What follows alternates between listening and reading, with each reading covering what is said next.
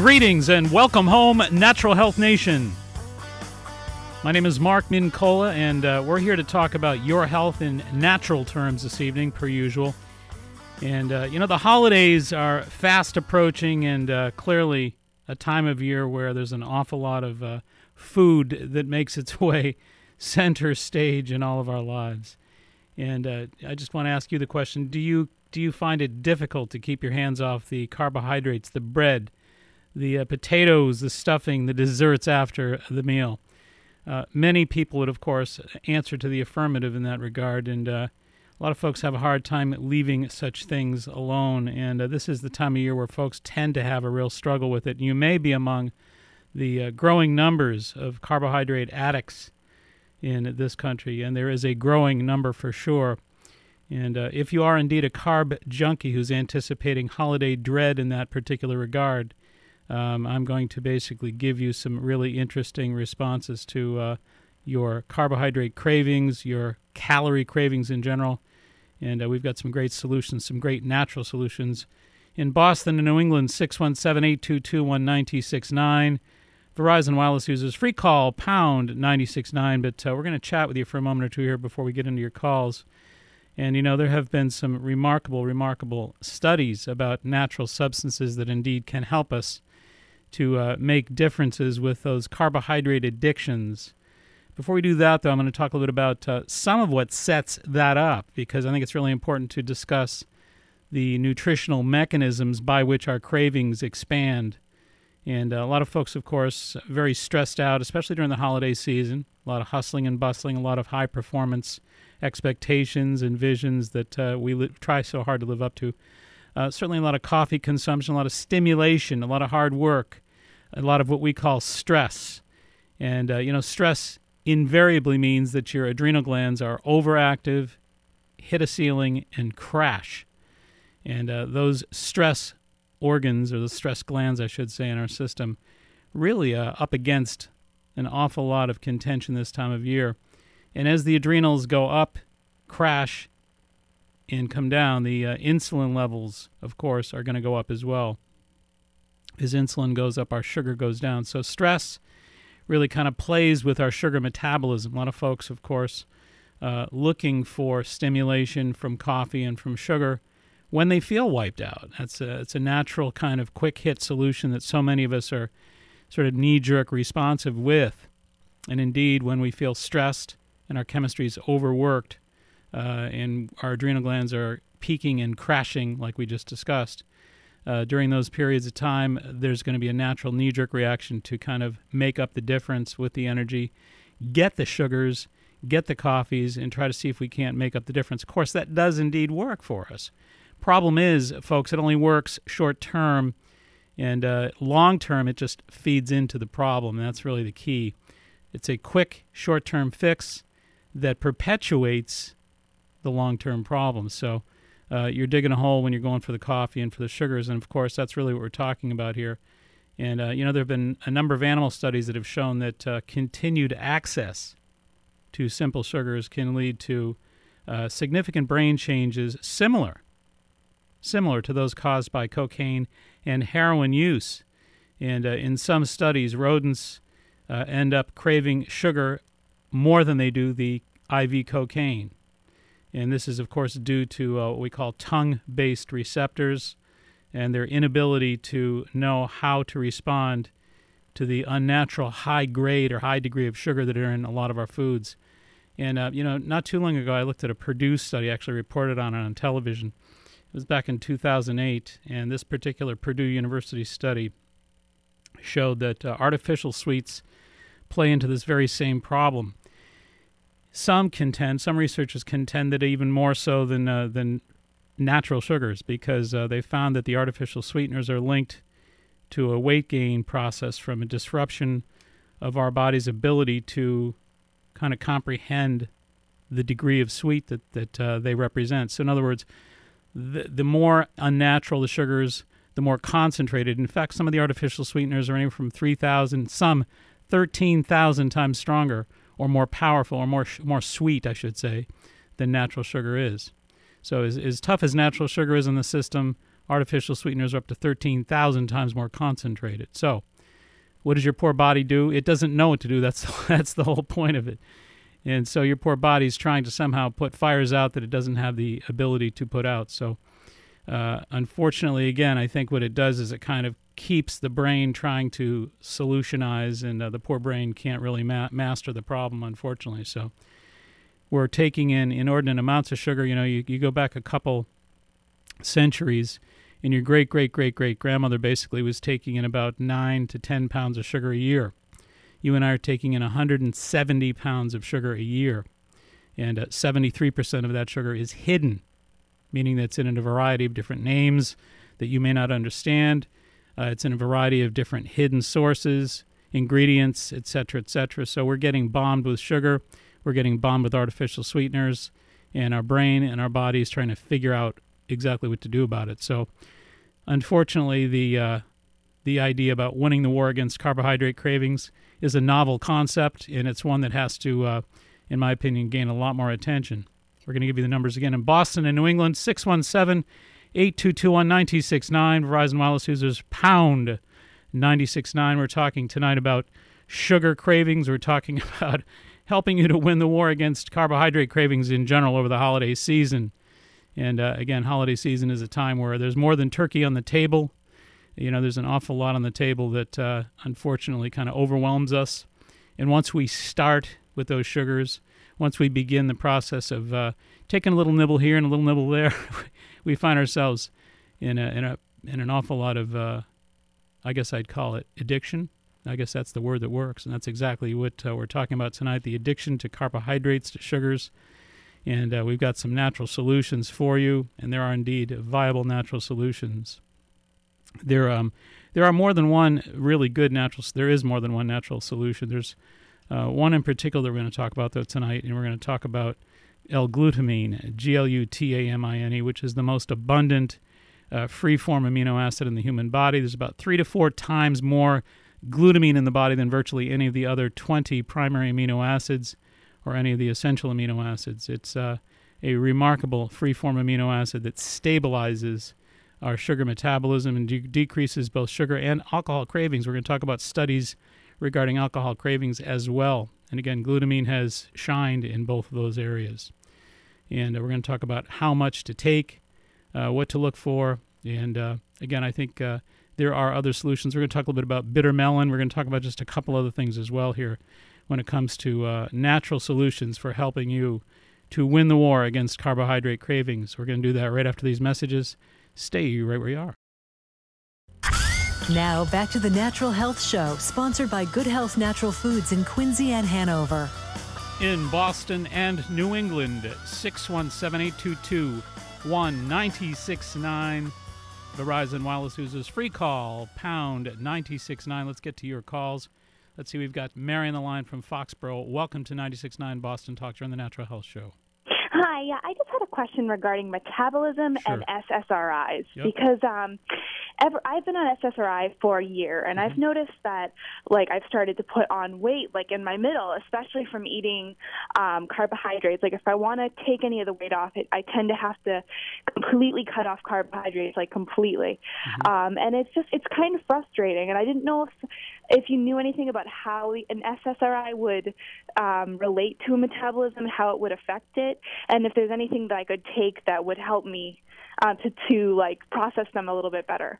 Yeah, it's a great question. And indeed, you've sort of already danced around the answer to the question, and that is that SSRIs, or serotonin reuptake medications, that indeed do increase, in many cases, the drive for carbohydrates. A lot of folks are unaware of the fact that carbohydrates actually produce serotonin in the body and in the brain. So the natural drive for serotonin is sort of triggered by the SSRIs. They get that whole, I guess I'd call it, assembly line active. In other words, when someone is depressed and they're put on SSRIs, in many cases there's a lack of receptors, there's a lack of action as far as the brain goes in terms of production of this SSRI metabolism, serotonin uptake. So serotonin makes us feel good. And when folks are depressed, they don't feel good. So the body's not in the business of producing the serotonin chemistry. So the SSRIs help with that, but they also open up this sort of natural inclination to process additional serotonin, and of course carbohydrates deliver them. So there is that natural drive to increase that those carbohydrates. So metabolically or metabolism-wise, what ends up happening is we tend to kind of sometimes have a challenge with regard to calorie burning and a challenge to getting the metabolism up and running, because carbohydrates by nature, of course, convert to what? FAT in the body. So we got to remember that insulin is the mechanism that is triggered by a carbohydrate. So if you and I eat carbs, if we're inclined to eat more carbs because of certain medications that kind of lean us in that direction and that open up that serotonin craving, in many cases we're going to find ourselves with some elevations of insulin. Well, insulin is actually a fat-storing hormone. So the opposite of it is glucagon, and glucagon actually incinerates fat. So when you and I eat more proteins, chicken, turkey, fish, lean, baked or broiled proteins with vegetables and fruits, we're more inclined to burn those fat reserves.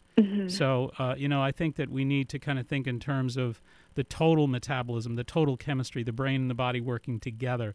My advice to you is actually just to do exactly what you said. As I said earlier, you sort of hinted at the solution here. And I think that you just need to kind of, as long as you're on those serotonin reuptake medications and feeling better, which is, I trust you are, and that's a great thing if you are, but to keep that whole process engaged, and at the same time just change that diet around so that you're doing a lot of proteins, you're doing a lot of lean proteins along with the green vegetables and the fruits. And can I just ask you one more thing? Sure. I was also reading up online something about this new, it's kind of like in the works, but it's called JNK. Have you ever heard that before? I've not, no. Okay, well, I guess that someone had done a study, basically saying the amount of JNK in the body, and when you have take SSRIs, without having with the serotonin in the body, it suppresses JNK, which makes you more hungry. Sure. I don't know, but I just wanted to ask if you'd ever heard of it. Well, before, it sounds similar to something called CCK, which is cholecystokinin, and that's produced in the brain. And really, what that's all about is kind of regulating the apostat of the brain. And the apostat of the brain is largely, the CCK hormone is largely regulated by the amount of starch that we consume. So unfortunately, it'll in many cases trigger satiety. Antagonize satiety. So you're looking for more. You want to eat more food. Right. One of the things actually that we're going to be talking about this evening is really an interesting kind of form of solution that works along with what we're talking about.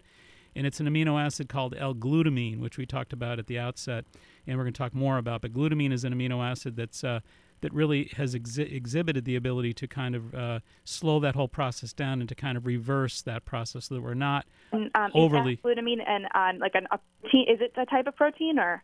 It's an amino acid. It's not an essential. It's a free-form amino acid that's produced in the body. It's actually in higher concentrations in the blood and tissues than virtually any amino acid in the body. But there have been studies that have actually looked at how it influences the brain and how it influences the body at, the drive and the cravings for sugar, for alcohol, for carbohydrates and starches. And indeed, study after study seems to indicate that it lowers that stuff, and it tends to help balance out that sugar and that insulin so that it's not out of control. Okay. Well, that sounds good then. I'll try that. All right. Thanks. Have a great holiday. All right. Thank you.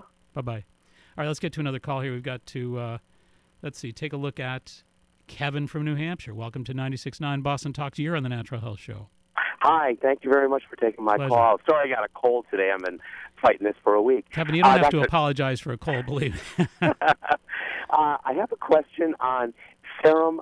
I believe the way to pronounce it is leptin. Yes. And its effect on metabolism. Yes. And also on weight control. And I'll hang up and I'll listen to your answers. Thank you very much for taking my call. You're very welcome. Thanks for calling, and it's a great question as well. And leptin, L-E-P-T-I-N, is a hormone produced in the brain. Leptin, along with ghrelin, G-R-H-E-L-I-N, work in the brain in terms of regulating that drive for calorie burning, that ability, that efficiency with which we burn calories. Dr. Byron Richards has written a great series of books and papers on leptin, L-E-P-T-I-N. Now, he goes on to say that it is the single most important of all metabolic hormones in terms of regulating metabolism. But there's no hormone more important at helping us to regulate our ability to burn calories and generate energy and be efficient calorie burners than leptin, L-E-P-T-I-N. Again, great treatises on that, great work that he's done on that. But bottom line of it is he recommends that you don't eat in between meals, so you have 3 squares a day, breakfast, lunch, and dinner. The other thing he also recommends is that you finish dinner at a point in time where you don't eat at night for 12 hours to the next day. So you leave 12 hours between the completion of your dinner tonight and the beginning of your first bite of breakfast tomorrow. By not eating in between meals and by leaving 12 hours after your last meal at night, you increase your probability for maximizing your leptin levels. If not, if you're a snacker in the middle of your meals, if you're a snacker at nighttime, he goes on to say you are sabotaging your leptin hormones and you will never get your metabolism in the balance point that it wants to be in. So the single most important things would be to do that. He goes on to also point out that you want to make sure you do not overeat or overconsume starch, like we mentioned to the first caller. More protein, chicken, turkey, fish, more greens, more vegetables, more salads, more fruits, and be very careful about these heavy starchy potatoes, rice, pasta, cereals, etc. So the objective is to be careful about starch, limit it to 1 or 2 servings a day, and don't eat in between meals, and leave 12 hours after your final meal to breakfast. So let's get on to another call here. Let's get to, let's see, how about Teresa in Somerville. Welcome to 96.9 Boston Talk during the Natural Health Show. Hi, Dr. McCall. How are you? Terrific. How are you? Okay. I was just wondering how I can get my bad cholesterol good. Well, first of all, make sure you're working with your physician. Make sure that you guys are on the same page, and make sure that you discuss your nutritional well-being while you're with your physician as well. That's very, very important. But there's some, again, remarkable stuff out there that you can tap into nowadays. Thank God the information is readily available. Again, I always recommend the Sinatra Solution, Dr. Stephen T. Sinatra's book, great book on metabolic cardiology. Latest state-of-the-art book in terms of what to do with heart issues from the natural medicine perspective. And one of the things that we usually like to recommend is that, that obviously your diet be low in starch, sugars, starches, a lot of things we're talking about this evening, actually. Most folks think that the only way you're going to elevate your cholesterol is with the egg yolks and with too much cheese and sour cream, and not that you should overeat those saturated animal fatty foods, obviously, we all know that. But those, to me, are more of a risk with clotting factor, with thromboxane A2 clotting factor. But in terms of diet and cholesterol in particular, the big mistake that a lot of people make is they overeat the pancakes, the cereals, the bread, the cookies, the crackers, the pastas, and the potatoes, because those are foods that increase insulin. And there's a remarkable series of studies done by Dr. Michael Brown at MIT back in the 80s, for which he won 2 Nobel Prizes. And he tells us that 80% of our cholesterol comes from insulin triggering from too much starch, too much sugar. So you want to lower your cholesterol, lower the sugars and starches. I don't eat a lot of food or fruit or anything. I've been drinking a lot of Odwella drinks and the Greek yogurts. I don't eat a lot of starches, but once in a while I do have donuts. But I don't eat very much good food at all. So I try to drink it. Yeah. Well, you want to try to get that diet sorted out a little bit. You want to see if you can make a case for yourself and support your metabolism and support your ability to burn those cholesterol units out of your system, and encourage your body's efficiency with regard to lipid metabolism by getting a little more vegetable action in there and lean protein action. You got to fuel the furnace in order to burn something, and you want to burn these fats down. The best way to do it is to fuel your body with the right kind of food, and that would make a big difference. But in terms of natural supplements, I like GPLC, which is a glycocarn. GPLC is made by a number of different companies. I like the Jarrow formulas, of course. Our good friends at Jarrow make a terrific GPLC. That's 500 milligrams. I recommend 2 a day. I also like Pantethine, Pantethine. Pantethine is a form of B5, vitamin B5, but it has a real affinity for helping the liver break down some of those stored lipids. So it'll activate some of the liver compounds and do so with great efficiency. And I recommend 500 milligrams of Pantethine twice a day as well. Those are both very, very good. Now, I know a lot of people have used the red yeast rice, which is very, very viable, and vitamin B3, which is niacin, also very helpful. But I like the GPLC and the Pantethine, and make sure you eat a whole lot better. Okay, thank you very much. Thank you, Therese, for calling. Yep, bye-bye. Yep. All right, let's get to another call here. Let's get to Kevin from Taunton. Welcome to 96.9 Boston Talk Show, the Natural Health Show. Kevin, hello. Hey, hello. How you doing today? Terrific. How are you? Good, thank you. I'm calling about my wife, about eczema. Yep. About 8 years ago, she had it on her eyelids, and that's pretty much where it stayed. Just this year, it actually developed down to her face. It's going on her backs, and it's getting pretty bad. And we follow your diets and everything else. And I took her down to get her food tested, Yep. and everything came back negative. Which was that an IgG ELISA test? They did a skin test for foods.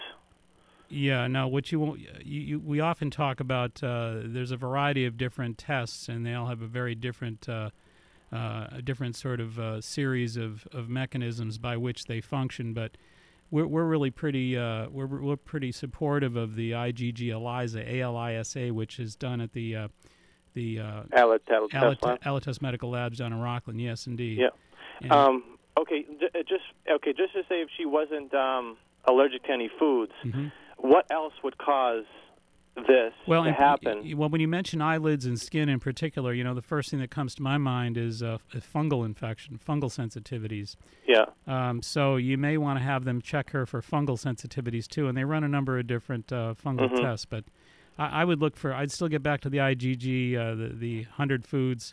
And I would also take a look at maybe some fungal sensitivities because, you get eyelid problems like that. More often than not, it's fungal sensitivity or fungal allergies. Okay, she does have asthma and hay fever. Yep. And I know that's been linked to having eczema. Mm-hmm. And she also got tested for allergies, and she's pretty much allergic to the whole planet. Yeah, the reason for that, by the way, is inflammatory response. When you talk about prostaglandin 2s or the eicosanoid factors that are inflammatory, they produce the same inflammatory hormones for virtually all disease. I mean, you name an inflammatory disease, and they all share the same triggers. Okay. So that's not unusual. But what you want to look at is you want to look at some anti-inflammatory response. And again, is it indeed inflammation that comes from some form of mold and fungal exposure, because you want to pinpoint that if it is. But you know what? You can also get down to the health food store, and there's a company called BioAllers that makes yeast and mold drops. Mm-hmm. And I would do those internally. You could also topically take some colloidal silver, some colloidal gold, and just rub it on those eyelids for a while, see if that helps. What about her face? I would not hesitate to use the colloidal silver, colloidal gold on her face as well. I mean, it's like an astringent. It's not going to have any negative effects. I mean, when you put it on topically, it feels like water. It's not oil based. It's water based. It's pretty mm-hmm. easy to apply. It's really in no way toxic or anything like that. So you could have no trouble trying that. So pretty much, you're saying get blood tested instead of a skin test? Yeah, I would do the ELISA test that we always talk about, okay. ALISA. You can get onto their website at foodallergy.com, and that's, again, the Alatus Medical Labs in mm-hmm. Rockland. You can have that checked out, and I would recommend the ELISA, and that's the IgG food allergy test. Okay. Now, are the chances for outdoor allergies a good cause of eczema as well? Of course, when we're talking about allergies, to me, you begin by looking inside. You begin by looking at the different foods. Mm-hmm. The particular scratch test that you had done is not particularly revealing. Okay. The IgE tests that those things are really representative of account for about 1.5 to 2% of all food allergies. So mm-hmm. the IgG is about 90 million people. So I think you're going to learn a little bit more from that. Okay. All right? All right. Thanks a lot, All Mark. right. Best of luck. Yeah, thank you. Yep, you bet. Bye-bye. Hey, it's right around break time. Again, our numbers in Boston and New England, 617-822-1969. Verizon Wireless users, free call, pound 969. We'll be right back. And we'll be right back. And we'll be right back. Now, back to the Natural Health Show, sponsored by Good Health Natural Foods in Quincy and Hanover. In Boston and New England, 617-822-1969. Verizon Wireless users, free call, pound 969. And we're here talking with you about winning the war against carb cravings. And it is clearly a good time of year to talk about that. We're going to get back to your calls in just a second here. But, I wanted to mention here, there's an interesting study that mentions that 42% of all 19 million Americans that have been diagnosed with depression have been also diagnosed with carbohydrate cravings. So that's 42% of all those with a diagnostic connection with depression. So the two seem to really, unfortunately, go very much hand in hand, the concept of addiction and the concept of depression. especially these sugar and carb addictions. And it kind of ties into that first call that we had, this connection between carbohydrates, serotonin, and depression. Real important to make that connection. But before we get into your calls, I want to also mention the solution here we talked about a little bit earlier. L-Glutamine, Glutamine, glutamine. Glutamine is the most, as we said, abundant free-form amino acid in the body. And it's about 3 to 4 times the concentration of virtually any of the other amino acids, and it's up to 100,000 milligrams generally stored in the human body.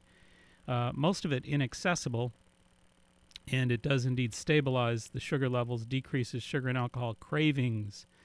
And what it does is, among other things, it stimulates human growth hormone, which lowers insulin levels and stabilizes our glucose levels, because insulin is what really drives up that craving for sugar. But glutamine has also been found to stimulate glycogen, which is stored sugar, and help release that stored sugar, and that's referred to as the glycogenesis response. And, of course, it's really stabilizing for brain and body as far as sugar cravings go. Also, there's been interesting studies that go way back, a number of studies done at UCLA Medical Hospital years ago regarding glutamine and alcoholic cravings as well. And they've found in a number of different studies, and one in particular that found 2,000 to 3,000 milligrams of glutamine a day decreased alcohol cravings, anxiety, and improved sleep. And in another study, animal study, they found the same thing by 34% reduction. So in other words, in a recent animal study where glutamine was utilized, the alcohol cravings were diminished by 34%. One of the ways, again, that glutamine works is by increasing the pancreatic efficiency, supporting pancreatic support, increasing the production of pancreatic enzymes, of course, which make the breakdown of sugars that much more efficient. And what I recommend is the glutamine powder for folks who really have, dread entering into these holidays and, thinking about the real hard drive that they have for sugar, carbohydrates, and the seeming inability to get control.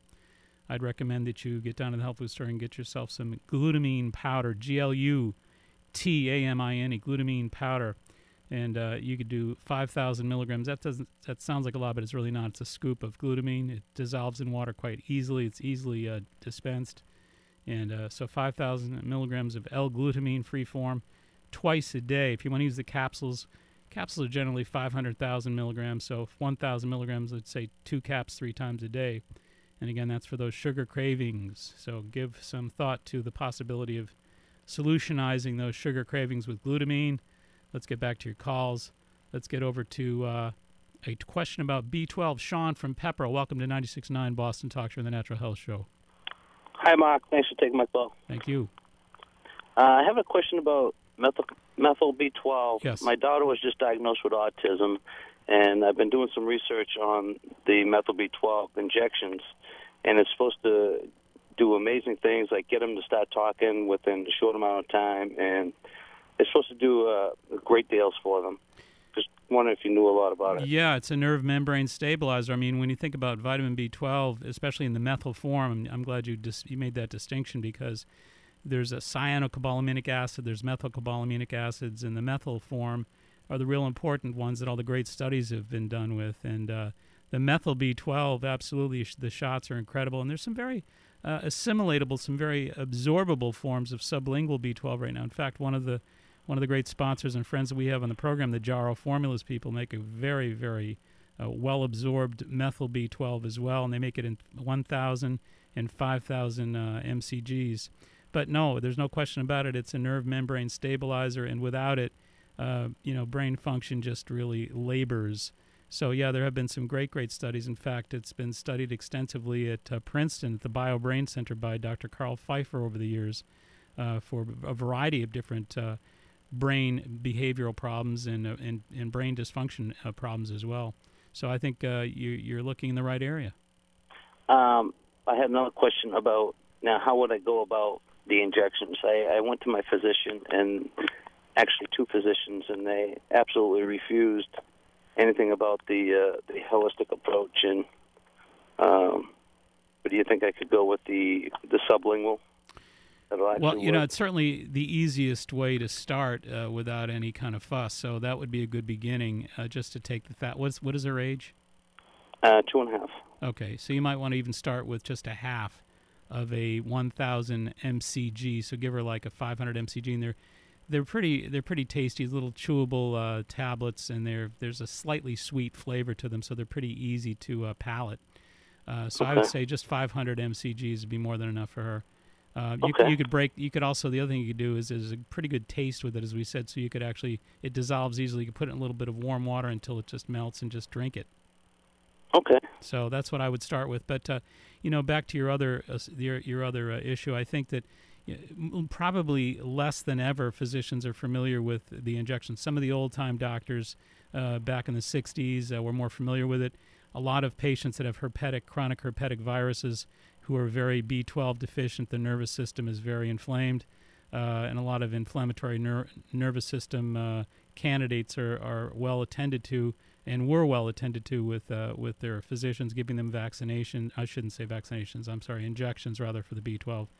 And the B12 is something that more and more is being sort of lost. It's slipping through the cracks. They're not using it as much anymore. They're not studying it as much anymore. They're not as well versed in how to utilize it. So it's probably still available. I know that there are physicians that are friends of mine that still do it. There aren't a lot of them, but I know that they'll still do it. If I'd start with the tablet like we talked about, try to distill it down into a little warm liquid and to get her to drink that.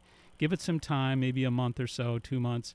And if you struggle with that and you're not getting as far as you'd like, and you still would like the names of some physicians who you might be able to work with, you contact us. Okay. And I'll be happy to give some referrals. Excellent. Thank you. Good luck. Very well. Thank you. Thank you, both. Let's get to another call here. Let's get to Dan from Framingham. Welcome to 96.9 Boston Talks. You're in the Natural Health Show. Hi. Thank you for taking my call. Pleasure. I had a question about stomach. For about 15 years, I've seemed to have major stomach issues, and otherwise I'm a healthy person. I'm 6'4". I'm only 215 pounds, so I'm not overweight. But every time I eat, I get extremely lightheaded, especially if I overeat just a little bit. Mm-hmm. I don't eat a lot of junk food. I mostly cook at home.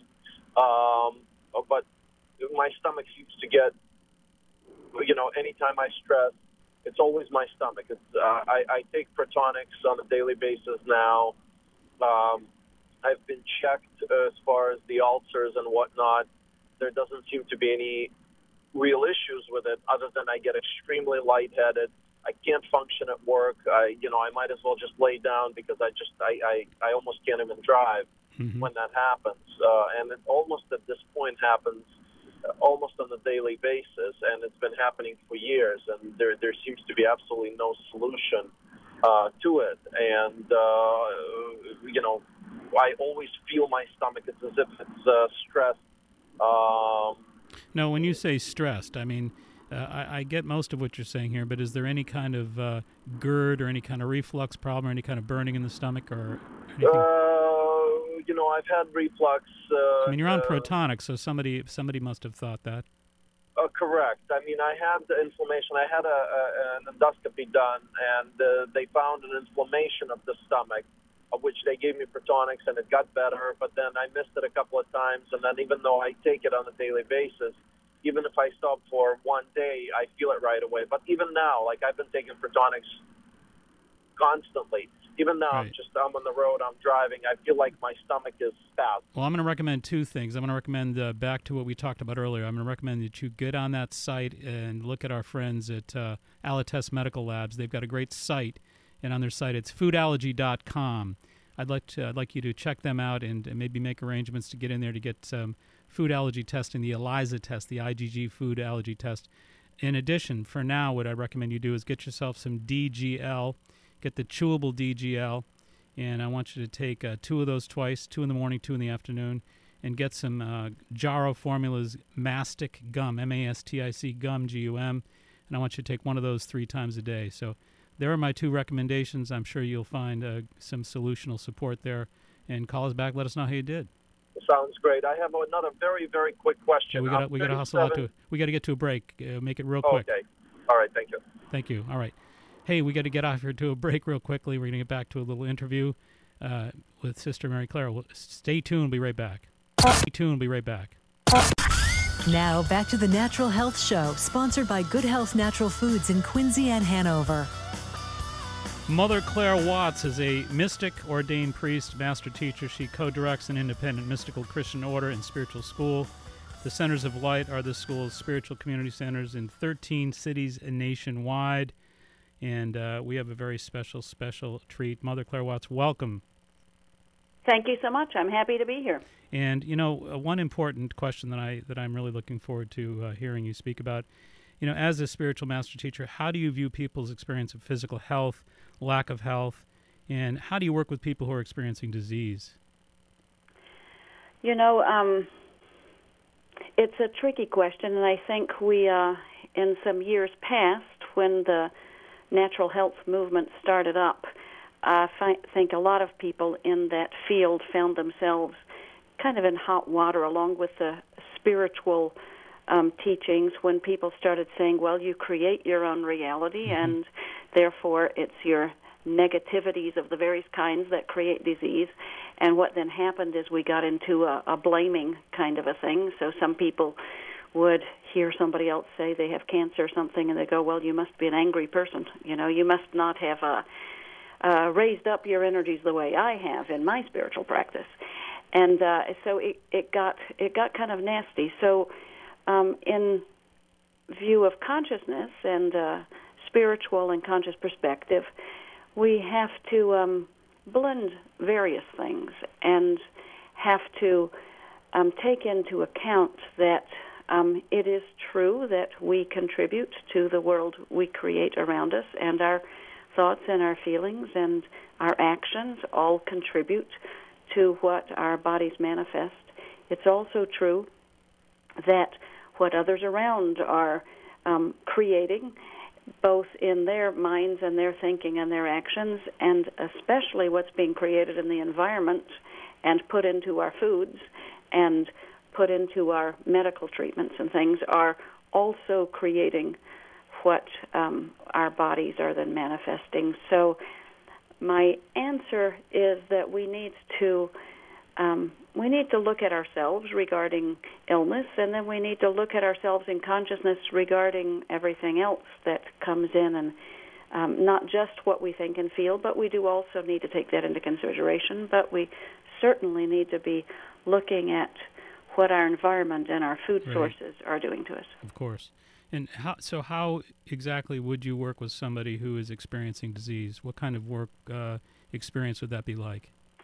I was a midwife for 18 years, and I had a home birth practice, actually there in the Boston area for a long time, and I always start with kind of practical. If somebody says they have a headache, I don't start with, well, what negative thoughts are you having? I start with, are you dehydrated, and drink some water, and start with the least interventive, obvious things, and ask things about how long's it been, and work with some basics. And I certainly include food reactions and what has been going on. Ask people to look at it, and we also we use prayer, and we use looking at the thoughts. If somebody tells me I've got a splitting headache and I'm furious at my boyfriend, I go, well, now those things may tie together. Did you have the headache before you were furious at your boyfriend? So we're very practical about it, and we include prayer modalities. We absolutely affirm and believe that we do have powerful ways of affecting healing within our own beings and within the beings of others through what we can do through energy work and through prayer work. But we're very practically tying it into also what are you having an allergic reaction to, and what in your environment is affecting you. And what exactly does our local Center of Light offer to people such as our listeners in the way of classes and events that support our missions of spiritual health and healing and inner peace and world peace? Only that? Is that That's all? it, sure. We've only got an hour. Right. Our premise, mystics, first of all, are all the major world's religions have mystics and have a mystical branch, and mystics are more interested in people having a direct experience of the divine than having dogma and theologies that talk around things or rules and regulations. So we are teaching people there, offer classes in how people can learn basic meditation and basic prayer and how to have those affect their own well-being and their own connection with God within them, the center of their being, or the God self, whatever one might want to call it, how to work with their own feelings and emotions and be in touch with them and bring those into a state of peace. And then we also do work around how to bring world peace into the world. In fact, I'm going to be giving seminars this weekend there, and one of my seminars will be specifically about how people of spiritual practices and can significantly affect the state of peace in the world. And don't want to be a spoiler on it, but it is in fact that clearly we have to begin with ourselves. And I'm also trained in Jungian psychology. I studied at the Boston Jung Institute for 3 years, and in the view of Carl Jung of the collective unconscious, it's what we put into the collective unconscious that then comes out in forms of violence and war, and so very much having people learn how to consciously affect what they're putting into that collective, and making sure that changes, and teaching people to put the positive into that collective to bring about world peace, as well as needing to bring about the positive peace in their own lives if they're going to have any hope for world peace. Now, in your second book, The Mystical Roses of Peace, which was just published this year, I believe, Practical Handbook for Conscious Living, I'd like you to talk about the transformative process and how there's so many people nowadays, it seems more than ever, that people are learning that there's so much more to who they are and to what life is all about and to purpose at a higher level. There's a lot of transformation. What could you share with us regarding how to support that process of personal transformation? I know you're interested in holistic health on all levels, and it has to be all about holistic. It's going to have to be every part of us will need to come into the whole and into a positive state of being. So as a psychotherapist too, I've know that you can't do what's a spiritual bypass. You can't just bypass all the emotions and all these issues you have from the past and all the wounds, and just become holy. And it doesn't work that way, because it'll come and get you from behind. So we work with people on healing the wounding of the past, doing work in that, and healing the mind and the heart both. People will need to become conscious of what they're doing with their minds and their feelings, and bring through the spiritual, bring healing into those. Healing is not the domain of psychology.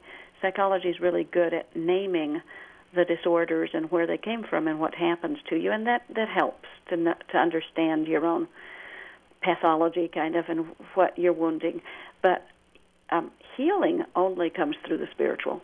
So we strongly believe you need work in all of those to actually come into an inner state of peace and healing that can certainly bring your transformation, will bring your transformation, and then brings transformation to the world. So through meditation and contemplation and learning one of my lectures is called Purity and the Link to Happiness, and purity is not a very popular word, but it's through purification of your mental processes and of your heart processes, and bringing yourself into a consciousness of your own processes and learning to clean them up, get the garbage out of there, just like with your body, having to clean it up, get the garbage out, and bring in pure substances of food and of air and of water.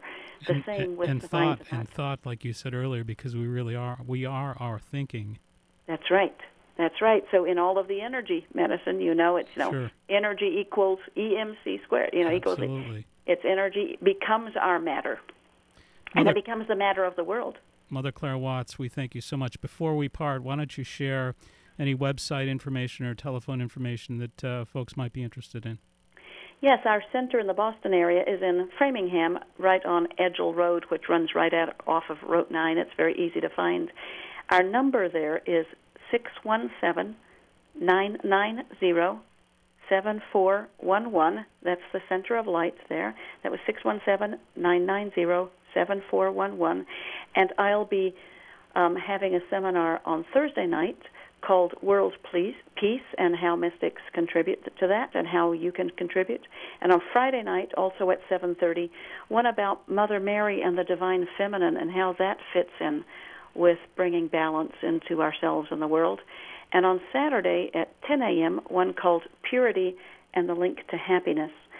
Our website is called Centers, with an S on the end, Centers of Light, L-I-G-H-T, light.org, centersoflight.org, and you can go to the Boston Center there and see all of it written there and more contact information. Well, Mother Clara Watts, thank you so much for bringing the light into the Natural Health Show.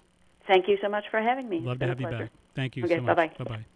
All right, we're right up against that time. Once again, we want to mention that folks having those sugar blues or those sugar cravings, we mentioned earlier in the broadcast, glutamine, G-L-U-T-A-M-I-N-E, L-Glutamine, something you can try at the health food store. Get the powder. Try 5,000 milligrams twice a day during the holiday period and see if you can't take the edge off of some of those cravings. And wow, this hour goes by too fast. We'd like to thank our producer, Mike Roberts, again. Great job. Adam Ing, Candida, of course. And we also thank you for listening. We also invite you to listen each and every Sunday. And if you want to catch on to any of these broadcasts or keep up with all what we're doing here on the Natural Health Show, check out maxhealing.com. Just log on to maxhealing.com for any information and check out the past broadcasts if you'd like. Stay tuned for Right Turn Radio, and I'll see you next Sunday. This is Mark McCullough reminding you, please be wise, be aware, be well. Make it a healthy week. Good night. Week. Good night. Week.